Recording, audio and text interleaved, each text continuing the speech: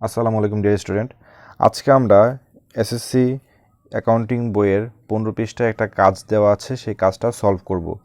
সেখানে বলা আছে কিছু এন্ট্রি দেওয়া আছে, একটা উদ্দীপক দেওয়া আছে এবং বলা আছে লেনদেনের প্রভাব দেখানোর জন্য, অর্থাৎ লেনদেনের প্রভাব আমাদের দেখাতে হবে। তো লেনদেনের প্রভাব দেখাতে গেলে আমাদের এই ছকে করতে হবে কাজটা। আমরা ছকটাকে কেটে রেখেছি, আপনারা এইভাবে ছকটা কেটে নেবেন। আর হ্যাঁ, এই অঙ্ক করার আগে একটা কাজ করে নেবেন, সেটা হচ্ছে সম্পদ কয়টা আছে আর দায় কয়টা আছে সেটা বের করে নেবেন। কারণ যদি সম্পদ আর দায় না বের করেন তাহলে অঙ্কের ভিতরে ছকে এদিক সেদিক হয়ে যাবে।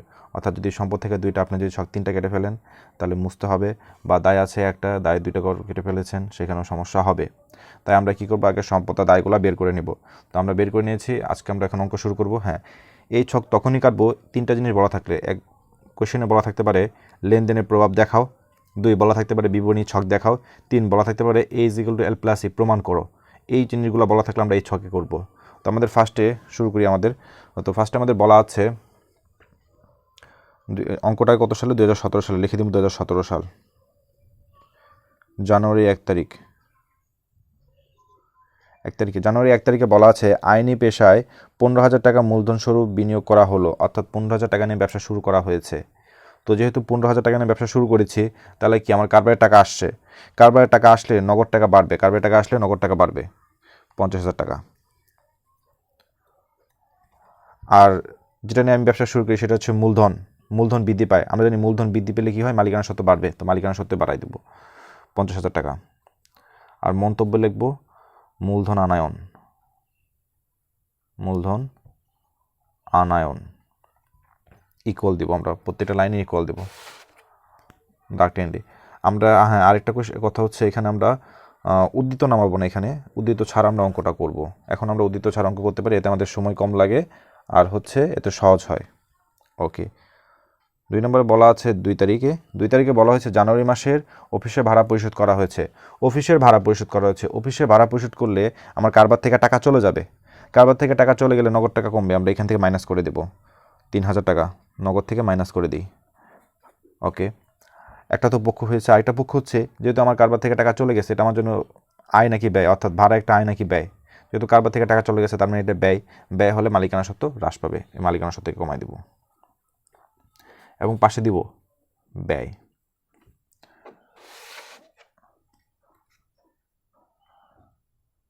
দাগ টেনে দিলাম। ওকে, এবার পরবর্তী তারিখ 7 তারিখে বলা হয়েছে ধারে অফিসের যন্ত্রপাতি ক্রয় করা হয়েছে। তো যন্ত্রপাতি ক্রয় করা হচ্ছে, তার মানে আমাদের কারবারে যন্ত্রপাতি আসছে, সম্পদ বৃদ্ধি পেয়েছে। যন্ত্রপাতি একটা সম্পদ বৃদ্ধি পেয়েছে, তাহলে আমরা যন্ত্রপাতি করে 15,000 টাকা বাড়াই দেব, ইকুয়াল দিব। আমরা প্রত্যেক লাইন ইকুয়াল দেবো, নাহলে অঙ্ক ভুল হবে। ওকে, তো ডিয়ার স্টুডেন্ট, তো এখানে 15,000 টাকা যন্ত্রপাতির পাশে বাড়াবো। এবং হচ্ছে, যেহেতু আমরা যন্ত্রপাতি ধারে ক্রয় করেছি, আমরা নগদ টাকা দেইনি। ধারে ক্রয় করলে পাওনাদারের সৃষ্টি হয়, ধারে ক্রয় করলে কাজ সৃষ্টি হয়, পাওনাদারের সৃষ্টি হয়। পাওনাদার পদে হিসাব, তো আমরা পদে হিসাবে করে বাড়াই দিব। তো পদে হিসাবে 15,000 টাকা বাড়বে। ওকে, শেষ আমাদের। এখানে আমরা মন্তব্যে আজকে কিছু লিখতে পারবো না, কারণ হচ্ছে আমরা মন্তব্যে তখনই লিখতে পারবো যখন মালিকানা সত্ত্বের সাথে কোনো কাজ হবে। মালিকানা সত্ত্বের সাথে যখন কোনো কাজ হবে তখন আমরা মন্তব্য লিখবো, তাছাড়া আমরা মন্তব্য লিখতে পারবো না। ওকে, যেহেতু আজকে মালিকানা সত্ত্বের সাথে কোনো কাজ হয়নি, তাই মন্তব্য লিখিনি আমরা। এই দুটো হয়েছে, আমরা লিখেছি। ওকে, তারপরে আসবো পরবর্তী এন্ট্রিতে 10 তারিখে বলা হচ্ছে মক্কেলকে নগদে আইনি সেবা দেওয়া হলো। তার মানে হচ্ছে আমি একজন গ্রাহককে সেবা দিয়েছি, সে আমাকে টাকা দিয়েছে। কত টাকা দিয়েছে? 6,000 টাকা দিয়েছে। যেহেতু আমি নগদ টাকা পেয়েছি, তাহলে আমার নগদ টাকা বেড়েছে, তো নগদে করে বাড়িয়ে দিচ্ছি। ঠিক আছে, ওকে ফাইন। আরেকটা হয়েছে, যেহেতু আমি এখানে সেবা দিয়ে টাকা পেয়েছি, তাহলে আমাদের এখানে মালিকানা সত্ত্ব বেড়েছে। এখানে কি বেড়েছে? মালিকানা সত্ত্ব। যেহেতু আয় হয়েছে, আয় হলে মালিকানা সত্ত্ব বৃদ্ধি পায় এখানে, তো আমরা এখানে মালিকানা সত্ত্বের করে বাড়াই দিব, লিখবো আয়। যেহেতু মালিকানা সত্ত্ব বেড়েছে, আয় হলে মালিকানা সত্ত্ব বাড়ে, কারণ আমরা জানি মালিকানা সত্ত্বকে 2টা জিনিস বৃদ্ধি করে, সেটা হচ্ছে আয়, আয়টা হচ্ছে মূলধন। ওকে, ইকুয়াল দেবো আমরা, প্রত্যেক লাইনে ইকুয়াল দিব। পরবর্তী তারিখে আছে 15 তারিখে বলা হয়েছে অফিস কর্মচারী বেতন পরিশোধ করা হয়েছে। বেতন পরিশোধ করলে আমার কাছ থেকে কারবার থেকে টাকা চলে যাবে। টাকা চলে গেলে নগদ থেকে কমাই দিব। কত টাকা চলে গেছে? 2,000 টাকা। 2,000 টাকা মাইনাস করে দিব। ইকুয়াল দেব। হ্যাঁ, আর কর্মচারীকে বেতন দিলে এটা আয় হয় না ব্যয় হয়? এটা নিশ্চয়ই ব্যয় হয়। ব্যয় হলে মালিকানা সত্ত্ব বাড়বে নাকি কমবে? ব্যয়ের কারণে মালিকানা সত্ত্ব কমে, আমরা মালিকানা সত্ত্বকে কমিয়ে দেব 2000 টাকা, লিখব ব্যয়। ওকে, তারপরটা হচ্ছে আমাদের 20 তারিখ। 20 তারিখে বলা হয়েছে ব্যাংক থেকে ঋণ নেওয়া হলো। ব্যাংক থেকে ঋণ নেওয়া হলো। ব্যাংক থেকে ঋণ নিলে আমাদের ব্যবসায় টাকা আসে। টাকা আসলে নগদ টাকা বাড়বে। নগদ টাকা কত টাকা ঋণ নেওয়া হয়েছে? 20,000 টাকা। 20,000 টাকা আমাদের কারবারে বাড়বে।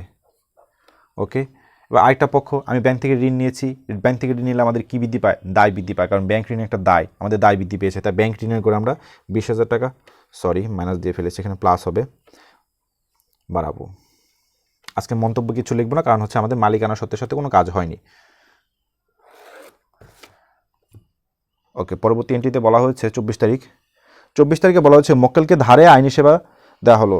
তো ধারে আইনি সেবা দেওয়া হয়েছে মানে আমি তাকে সেবা দিয়েছি কিন্তু কোনো টাকা পাইনি। কাউকে যদি ধারে কোনো কিছু দেওয়া হয় তার জন্য প্রাপ্য হিসাবে সৃষ্টি হয়। আমরা প্রাপ্য হিসাব বেড়েছে, প্রাপ্য হিসাবে করে বাড়াই দিব কত? 7,000 টাকা। আর কাউকে সেবা দিলে আমাদের আয় হয়, সেবা একটা আয়। তো সেবা আয় বৃদ্ধি পেয়েছে, অর্থাৎ আয় বৃদ্ধি পেলে মালিকানা সত্ত্ব বৃদ্ধি পায়। আমরা 7,000 টাকা মালিকানা সত্ত্বে করে বাড়িয়ে দেবো, ইকুয়াল দেবো এবং লিখবো আয়। ওকে, ফাইন। তারপরটা হচ্ছে 29 তারিখ। 29 তারিখে বলা হয়েছে বাকিতে কৃত যন্ত্রপাতির মূল্য পরিশোধ 10,000 টাকা। তো আমরা একটা মেশিন কিনেছিলাম ধারে 7 তারিখে একটা ধারে মেশিন ক্রয় করেছিলাম। সেই মেশিনের মূল্য এখন 29 তারিখে এসে আমরা পরিশোধ করেছি 10,000 টাকা। যেহেতু পরিশোধ করেছি, আমার কারবার থেকে টাকা চলে গেছে। 10,000 টাকা নগদ থেকে কমিয়ে দেব। ওকে, ফাইন।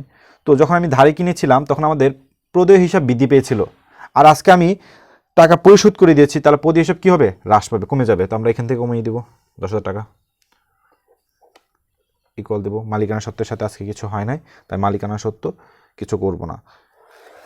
এবার আমাদের কাজ, এবার উদ্ধৃত নামাবো একসাথে সব। এবার যেটা করব, নগদ যোগ করে টাকা বসাবো, প্রাপ্য হিসাব যোগ করে টাকা বসাবো, যন্ত্রপাতি যোগ করে টাকা বসাবো, ব্যাংক ঋণ অর্থাৎ এবার আলাদা আলাদা এগুলোর টাকা নিচে বসাবো, যোগ বিয়োগ করে যা যা আছে সব বসাবো। তো আমরা আগে নগদেরটা করে ফেলি। তো আমাদের নগদে যোগ বিয়োগ করে হয় 61,000 টাকা, এখানে হবে 7,000 টাকা, এখানে আছে 15,000 টাকা, ইকুয়াল দিব। এখানে আছে 20,000 টাকা প্লাসের, এখান থেকে বাদ দিলে হচ্ছে 5,000 টাকা প্লাসে থাকে। এখানে যোগ বিয়োগ করলে আমাদের বের হবে হচ্ছে 58,000 টাকা। এবার আমরা দাগ টেনে দিব, শুধু এতটুকু দাগ টানবো। ওকে, তো এবার সম্পদ পাত যোগ করবো, দায় আর মালিকানা সত্ত্ব যোগ করবো, যোগ করে দেখবো আমাদের দুই পাশে মিলে যাবে। এই পাশে যোগ করলে হবে হচ্ছে 83,000 টাকা, ইকুয়াল দেবো। এই পাশেও যোগ করলে হচ্ছে 83,000 টাকা, অর্থাৎ দুই পাশে আমাদের মিলে গেছে। এই হচ্ছে আমাদের অঙ্ক। আশা করি তোমরা বুঝেছো। আমরা উদ্ধৃত ছাড়া অঙ্কটি করেছি আমাদের সময় বাঁচানোর জন্য, এবং এইভাবে করলেও হবে, সমস্যা নেই। নতুন নিয়ম হয়েছে, উদ্ধৃত ছাড়া আমরা অঙ্ক করতে পারবো। আমাদের বইয়ে আছে উদ্ধৃত করতে হবে, এমন কোনো বাধ্যকতা নাই, না করলেও হবে, সমস্যা নেই। তো এইভাবে করবে। যদি তোমরা অঙ্কটা না বুঝো আবার দেখবে।